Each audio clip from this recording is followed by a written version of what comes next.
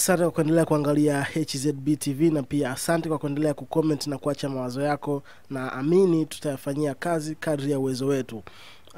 Siku ya tarehe 22 ya mwezi wa 5 mwaka 2016, Wema Sepetu amezindua application yake mpya ambayo inajulikana kama Wema Sepetu Mobile Application, na application hii itakuwa ikimkutanisha yeye na mashabiki zake moja kwa moja kwa kuwapatia habari, matukio ambayo yanamhusu yeye katika wakati.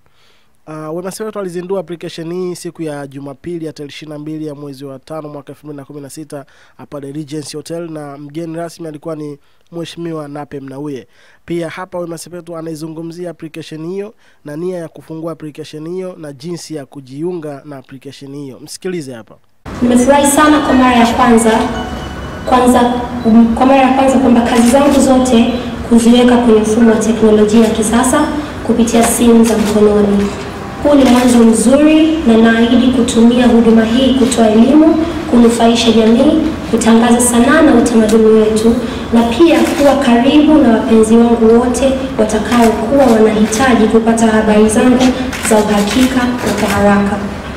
Leo Mheshimiwa mgeni rasmi, Mheshimiwa Waziri atazindua rasmi mfumo wangu ambao utaweza kuniunganisha na jamii na duniani kote.